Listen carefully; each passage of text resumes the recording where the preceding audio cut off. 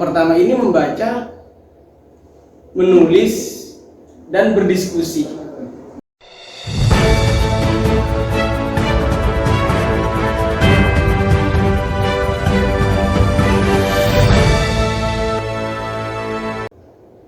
Assalamualaikum warahmatullahi wabarakatuh. Perkenalkan, nama saya Siti Nur Khotijah. Saya di sini sedang bersama Kak Jailani, Prodi Pendidikan Bahasa dan Sastra Indonesia selaku mahasiswa semester 6. Mungkin Kakak perkenalkan terlebih dahulu. Ya, perkenalkan, nama saya Jailani dari Prodi PBSI semester 6. Cukup ya? Ya. Menurut Kakak, literasi itu apa? Literasi itu minat baca seseorang, itu baik dalam dunia menulis atau dalam dunia membaca. Itu adalah literasi yang saya pahami. Karena kita di saat orang menyukai literasi ini pasti diwajibkan ada 3. Yang pertama ini membaca, menulis, dan berdiskusi. Ini tiga-tiganya ini satu kesatuan, karena di saat kita membaca tanpa kita berdiskusi, kita tidak akan mengetahui kekurangan dan kelebihannya. Kita tidak bisa menguji ilmu pengetahuan kita kalau semisal kita tidak berdiskusi gitu. Nah, kalau semisal kita hanya berdiskusi dan membaca buku tapi kita tidak nulis, kita akan tidak berarti kurang dalam pengetahuannya gitu. Jadi kalau semisal saya itu suka membaca dan suka diskusi, tapi kita tidak suka membaca. Nah, merasa kurang gitu. Apa sih yang kurang gitu? Berarti ketiga-tiganya itu harus menyatu gitu. Jadi itu yang saya pahami dalam dunia literasi. Coba bisa diceritakan tidak Kak? Apakah di kampus selama ini pernah mengadakan seperti seminar? Pokoknya yang berdasarkan seperti literasi kayak gitu Kak? Ya, kalau yang saya rasakan ya, mulai dari semester 1 dan sampai semester 6 hari ini di kampus ini hanya ormawa-ormawa saja yang melaksanakannya itu, literasi itu. Karena jadi kalau semisal tahun barusan ini bulan berapa ya, kalau nggak salah bulan 12 ini HMPBSI melaksanakan bedah buku yang berjudul Titik Hitam di Pundak Mahasiswa. Itu karyanya Muh Busri. Nah itu. Dan di sisi lain juga ada UKMPI itu melaksanakan bedah buku antologi puisi. Nah, di sana kita bisa menarik teman-teman yang tidak minat baca buku, tidak minat menulis, tidak minat berdiskusi, setidaknya tahu apa sih isi buku itu, apa sih yang dapat kita ambil. Di sisi lain sih gitu. Di sisi satunya lagi kita penulis itu bisa mengetahui di mana sih kekurangan tulisan saya. Nah, itu. Seiring dengan hal itu Kak, begini, ada yang mengatakan bahwasanya tingkat membaca di Indonesia itu masih rendah seiringnya ada digital pada era saat ini. Lalu bagaimana memadukan antara dunia literasi dengan digital? Nah, sebenarnya ini kalau digital itu saya jelaskan satu persatu ya. Kalau digital itu memang mempersimpel, tapi seperti yang dikatakan oleh salah satu imam dulu, ilmu itu didatangi bukan mendatangi gitu. Jadi kalau semisal kita menggunakan gadget, hanya menggunakan elektronik, kita tidak akan mendapatkan keberkahan di sana. Gitu. Kalau semisal kita membaca buku, dengan membaca buku kita diskusi, kan yang mengarang itu adalah orang. Orang tersebut kita bisa soal nantinya kan. Jadi itu kenapa perpaduan antara elektronik dan buku cetak istilahnya. Kalau elektronik ini sebenarnya kepada orang yang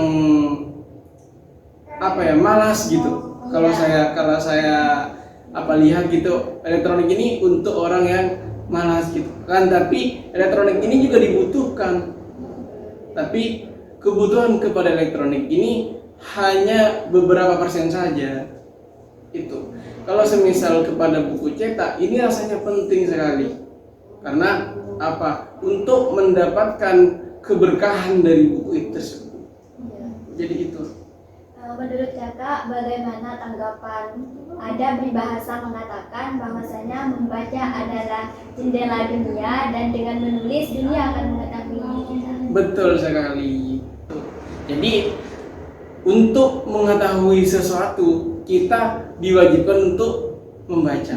Itu kita tidak, meskipun kita tidak pernah keluar negeri, akan tapi kita mengetahui membaca buku yang ada di luar negeri, tapi ada Indonesia, kita ada Indonesia, kita akan mengetahui seperti apa sih sistem di luar negeri gitu. Itu adalah disebut jendela dunia. Jadi itu. Kalau semisal disebut kita menulis, maka dunia akan mengetahui kita. Nah, dengan karya-karya itu. Iya. Selain kata-kata itu juga ada. Menulis itu nama kita akan abadi selama-lamanya. Iya, ada juga mengatakan gitu. Kenapa? Karena meskipun kita tidak ada di dunia ini, kita istilahnya istilahnya sudah tiada gitu ya. Akan tapi tulisan kita masih ada, itu akan orang-orang akan tahu bahwa kita dulu pernah ada Ajay, ada Khadijah gitu. Dengan dengan karya-karyanya itu. Jadi yang pertama, kenapa disebut membaca itu sebagai jendela dunia? Kita untuk mengetahui sesuatu, baik itu di luar negeri, intinya seluruh dunia lah, kita wajib membaca. Nah, untuk kata-kata yang kedua, menulis itu dengan menulis dunia akan mengetahui kita. Nah, di dunia ini ada orang-orang. Orang-orang itu untuk mengetahui kita bukan bukan harus tatap muka, akan tapi dengan cara berkarya orang-orang akan mengetahui kita. Khairun nas anfa'uhum linnas. Indonesia kan ingin tingkat membacanya itu seperti negara-negara Asia. Tapi permasalahannya di sini tingkat membacanya di Indonesia itu masih rendah. Bagaimana tanggapan kakak mengenai hal itu? Sebenarnya kan ini adalah mimpi gitu.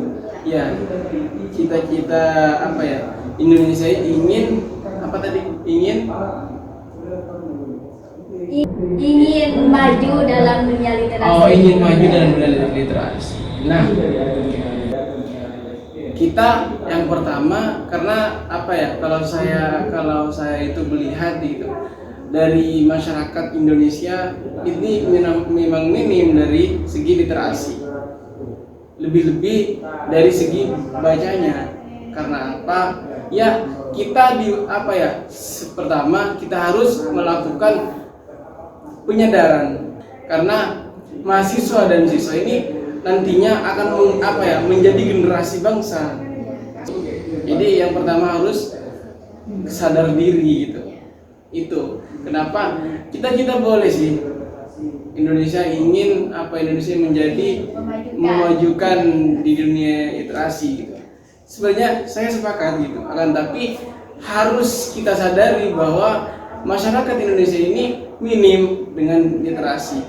Bagaimana untuk meningkatkan hal itu? Mungkin kalau punya ide untuk kedepannya. Iya. Jadi kalau saya itu mempunyai ide sedikit gitu ya.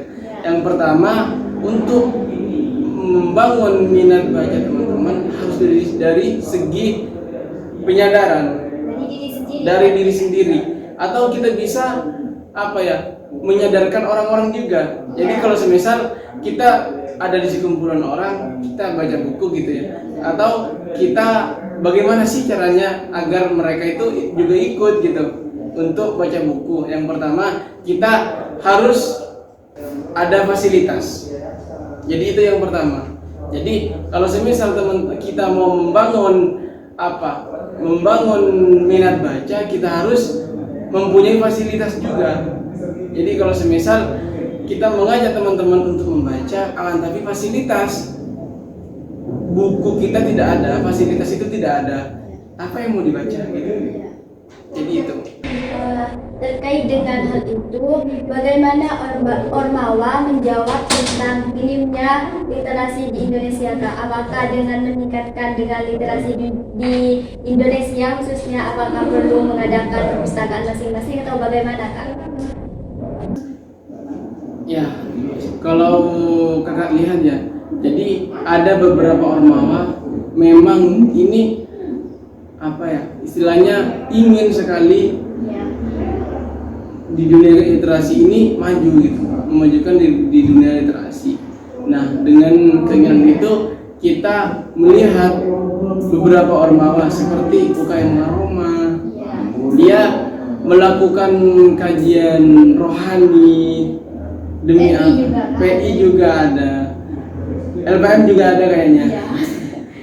Jadi itu kenapa untuk membangun minat baca itu dari UKM saya sangat apresiasi, saya sangat setuju gitu, karena sudah banyak dari UKM ini dilakukan untuk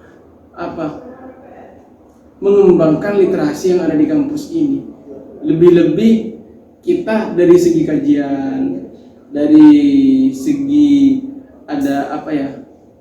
dari segi fasilitas buku.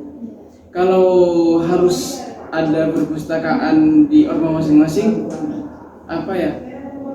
tergantung Ormawanya gitu ya. Kalau semisal mau mengadakan sih nggak apa-apa, karena kita di kampus sudah menyediakan juga kan, ada perpustakaan juga. Jadi di sana siapa tahu, Kak, kalau di Ormawa nanti kan mahasiswa jadi lebih tertarik gitu, Kak, daripada di perpustakaan umum. Ya nggak apa-apa, karena Ormawa itu mempunyai cara masing-masing dalam mengembangkan literasinya. Kalau semisal UKM PI ini mengembangkan literasi dalam segi kajian, ya nggak apa-apa gitu. Karena dengan kajian kita untuk mengetahui gitu, kita biasa mau kajian, sekarang pasti baca buku gitu tentang tema yang akan kita kaji. Begini, Kak, ada kutipan dari Kak Najwa Shihab bahwasanya membaca itu adalah keterampilan yang harus dilatih seperti maraton. Bagaimana tanggapan menurut Kakak? Ya, keterampilan membaca itu adalah keterampilan yang harus dilatih seperti maraton, Kak. Iya, membaca itu memang harus dilatih. Iya. Jadi kan maraton itu adalah kecepatan. Nah, jadi tak semua orang memiliki tidak semua orang suka membaca. Tidak mungkin itu. Karena dulunya kakak semester 1 juga merasakan hal demikian. Kakak dulu tidak suka baca buku. Nah, sebenarnya untuk untuk dilatih membaca buku, yang pertama kita kalau jenuh pasti membaca buku. Jadi tindakan kita yang pertama harus bawa buku. Bawa tapi gak dibaca. Tidak dibaca, nggak apa-apa. Nah, tidak, ini gini maksudnya. Jadi kita itu ada buku di tas. Di saat kita sendirian, kita jenuh, kita pasti ambilnya buku. Pasti itu. Karena Karena kita itu jenuh, ke HP kita bosan. Nah, kita ingin yang baru. Tapi terkadang tergantung orangnya masing-masing, Kak. Iya. Kalau memang dia ingin menambah wawasan, otomatis dia mengambil buku. Tapi sebaliknya kalau tidak, mesti ambil. Ini pengalaman kakak gitu. Iya. Jadi kakak dulu bawa buku kemana-mana, karena kakak dulu nggak pernah suka buku gitu, nggak suka baca buku. Jadi kakak bawa buku kemana-mana, dan akhirnya kok merasa berat gitu. Ada apa di tas? Ternyata ada buku. Dibaca gitu. Kenapa? Penasaran. Jadi harus memang manusia teman-teman semuanya mempunyai karakter masing-masing. itu apa ya? Jadi ada yang suka membaca, akan tapi tidak suka menulis. Ada yang suka menulis, tidak suka membaca. Gitu. Akan tapi kalau menurut kakak, semuanya itu adalah satu kesatuan. Iya. Oleh karena itu, jadi untuk apa ya? Mengembangkan minat literasi untuk suka membaca, kita harus perlu sadar diri lah. Sadar diri. Dengan cara ya kita bawa buku kemana-mana, bawa buku, terus setelah itu kita pastinya akan membaca meskipun hanya satu paragraf. Iya.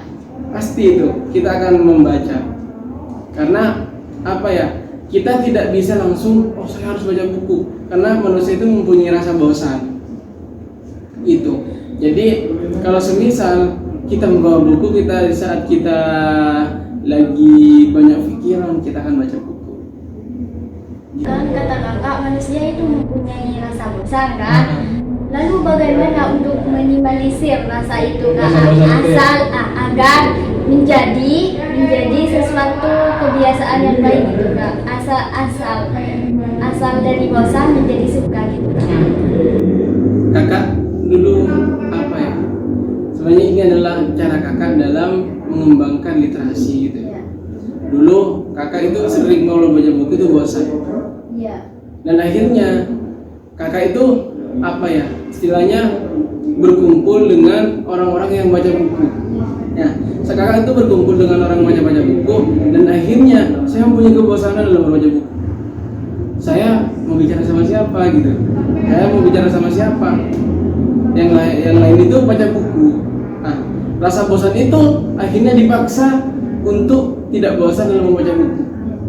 Itu apa? Istilahnya inti sarinya itu bergaul dengan orang-orang yang suka baca buku.